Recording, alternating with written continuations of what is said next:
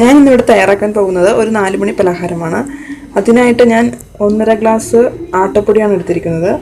പിന്നെ ഒരു ഏത്തപ്പഴം മിക്സിയിലിട്ട് അരച്ച് വെച്ചിരിക്കുന്നതാണ്. പിന്നെ ഒരു 2 സ്പൂൺ പഞ്ചസാര എടുത്തിട്ടുണ്ട്. നമുക്ക് ഇത് പഞ്ചസാരയിലോട്ട് വെള്ളം ഒഴിച്ച് അത് അലിച്ചിട്ടുള്ള വെള്ളമാണ് നമ്മൾ ഇതിനോട്ട് ചേർക്കുന്നത്. പിന്നെ ഈ പൊടിയിലോട്ട് നമുക്ക് കുറച്ച് ഉപ്പ് ചേർത്ത് കൊടുക്കാം.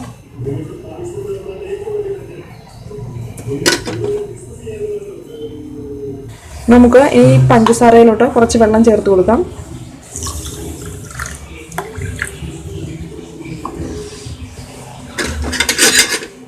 അത് നന്നായിട്ട് ഇളക്കി കൊടുക്കണം.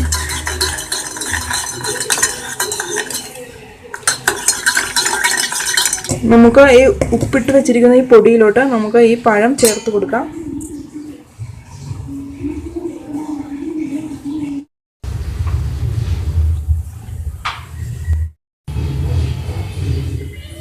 നമുക്ക് ഈ പഴം ഫുള്ള് ഞാൻ ഇട്ടിട്ടുണ്ട്. ഇനി നമുക്ക് ഈ പൊടിയെല്ലാം തിരുമ്മി ചേർത്ത് കൊടുക്കാം.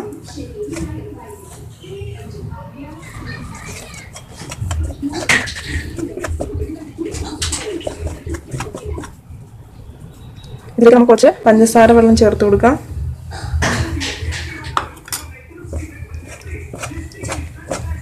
ചപ്പാത്തി പരുവത്തിൽ നമുക്കിത് കുഴച്ചെടുക്കാം. ഇപ്പം ഞാനിത് നന്നായിട്ട് കുഴച്ചെടുത്തിട്ടുണ്ട്. ഇപ്പോൾ നല്ല സോഫ്റ്റ് ആയിട്ടുണ്ട്. ഇത് നമ്മൾ ചപ്പാത്തിക്ക് പരത്തുന്നത് പോലെ പരത്തിയെടുക്കണം. അതിനുശേഷം നമുക്ക് എങ്ങനെയാണ് ചെയ്യേണ്ടതെന്ന് നോക്കാം. ഏത്തപ്പഴം ചേർത്തായിട്ടൊന്നും നമുക്ക് തോന്നുകയില്ല, കാരണം എല്ലാം മിക്സ് ആയിട്ടുണ്ട്. നല്ല കുറുക്ക് രൂപത്തിലായിരിക്കുന്നതുകൊണ്ട് നമുക്കിത് കാണാനേ പറ്റുന്നില്ല ഏത്തപ്പഴം ഇതിൻ്റെ അകത്ത് ചേർത്തതായിട്ട്. ഇത് കുട്ടികൾക്കൊക്കെ വളരെ ഇഷ്ടപ്പെടുന്ന ഒന്നാണ്. ഇത് കുട്ടികൾക്കൊക്കെ ഏത്തപ്പഴം കഴിക്കാത്ത കുട്ടികളാണെങ്കിൽ നമുക്ക് ഇതേപോലെ പലഹാരം ഉണ്ടാക്കി കൊടുക്കുകയാണെങ്കിൽ അവർ കഴിച്ചോളും. അപ്പോൾ നമുക്കിത് എങ്ങനെയാണ് റെഡിയാക്കുന്നതെന്ന് നോക്കാം. ഇപ്പോൾ ഞാനിത് ചപ്പാത്തിക്ക് പരത്തുന്ന പോലെ പരത്തിയെടുത്തിട്ടുണ്ട്. ഇനി നമുക്ക് ഇത് കട്ട് ചെയ്തെടുക്കാം. ഇതുപോലെ ഞാനിപ്പോൾ ഇത് ചെറിയ ചെറിയ പീസുകളായിട്ട് ഇങ്ങനെ കട്ട് ചെയ്തെടുത്തിട്ടുണ്ട്. ഇനി നമുക്ക് ഇത് എണ്ണയിലിട്ട് മുരിച്ചെടുക്കാം.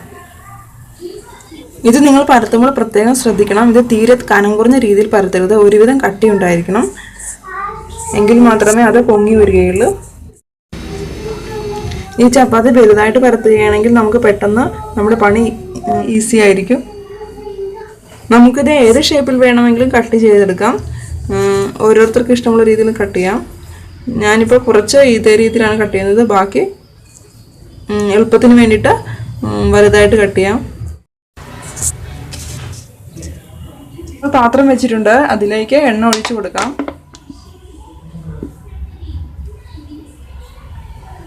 ഞാൻ കുറച്ച് ഒഴിച്ചു കൊടുക്കുന്നുള്ളൂ. ആവശ്യമുണ്ടെങ്കിൽ നമുക്ക് പിന്നെ ചേർത്ത് കൊടുക്കാം.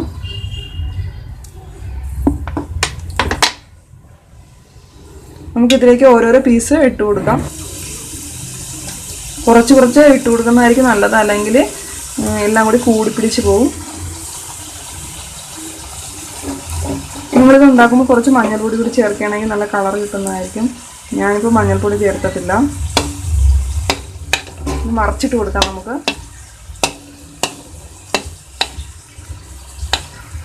നല്ല ഫ്ലെയിമിൽ വെച്ചാൽ മാത്രമേ ഇത് നന്നായിട്ട് പൊങ്ങി വരികയുള്ളൂ. ഇതിപ്പോൾ ഒരു പക്കാവട ഷേപ്പിലാകും. ഇതാകുമ്പോൾ കുട്ടികൾക്കൊക്കെ വളരെ തിന്നാൻ ഇഷ്ടമുള്ളതാണ്.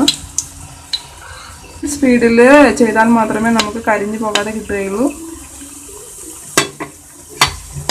ഇതിപ്പോൾ ഒരു പക്കാവടയുടെ ഷേപ്പിലായിട്ടുണ്ട്. ഇത് നല്ല ടേസ്റ്റുള്ള ഒന്നാണ്. കരിഞ്ഞു പോകാതെ നമ്മൾ സ്പീഡിൽ തന്നെ ഇത് വറുത്ത് കോരിയെടുക്കണം.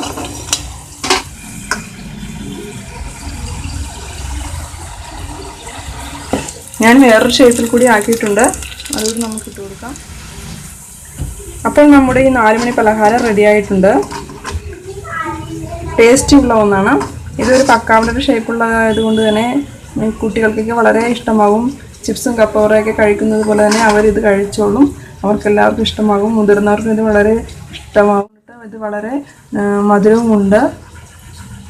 അപ്പോൾ നിങ്ങളതെല്ലാവരും വീട്ടിൽ ട്രൈ ചെയ്ത് നോക്കണം. എൻ്റെ വീഡിയോ ഇഷ്ടമായെങ്കിൽ ലൈക്ക് ചെയ്യുക. കൂടാതെ സബ്സ്ക്രൈബ് ചെയ്യാൻ മറക്കല്ലേ.